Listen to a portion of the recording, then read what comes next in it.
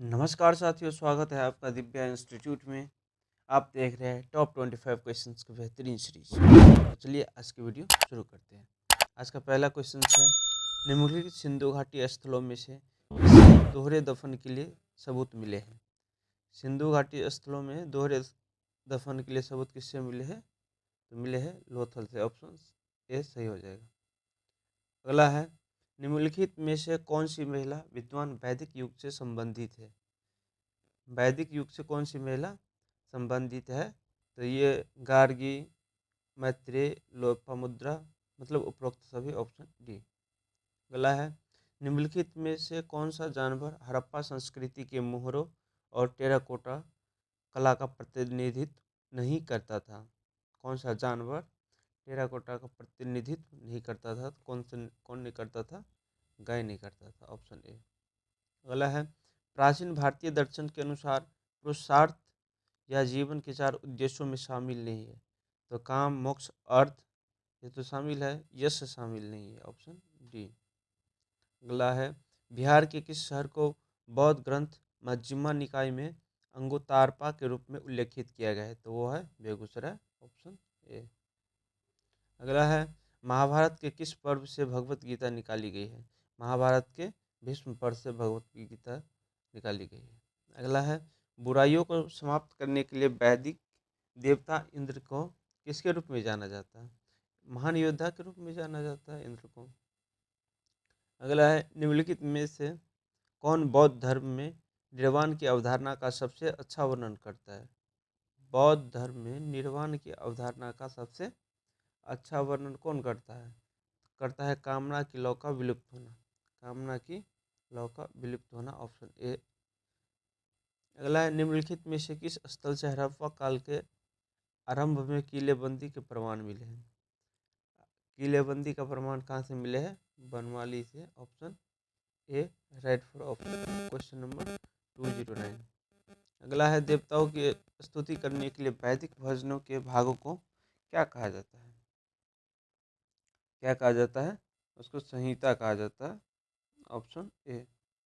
अगला है, मौर्य साम्राज्य के पतन के बाद दक्षिण त्रावणकोर के कुछ हिस्सों के साथ मदुरै तथा त्रिवेन्नवेली जिले पर किसने कब्जा कर लिया था?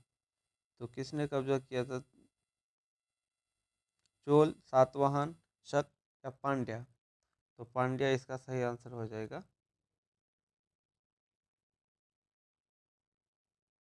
पांड्या इसका सही आंसर हो जाएगा। Option D.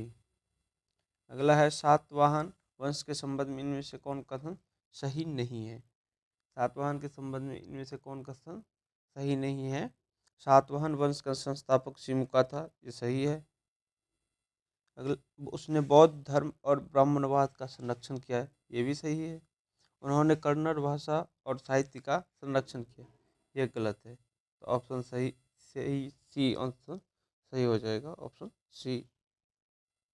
अगला है, मिलान कीजिए। एक साइड राज्य है और उनके प्रतीक है, वो मिलान करना है। चोल साम्राज्य का प्रतीक चोल राज्य का प्रतीक क्या है? चीता। चोल का क्या है? बी। दू का चेरा का क्या है? चेरा का धनुष और बाण। सी। और 3 का क्या है? पांड्या का मछली, मतलब ए। तो ए का बी, 2 का सी, 3 का ए। ए राइट राइट आंसर। अगला है, महरौली लौह स्तंभ किसने अपने शासनकाल में बनवाया था? महरौली का लौह स्तंभ किसने बनवाया था? चंद्रगुप्त द्वितीय ने बनवाया था। अगला है, जैन कीर्ति स्तंभ चित्तौड़गढ़ किस जैन तीर्थकर को समर्पित है? किसको समर्पित है? आदिनाथ को। अगला है, भारतीय यूनानी पुरुषों शासकों के बारे में जानकारी कम की। अगला है, खजुराहो स्थित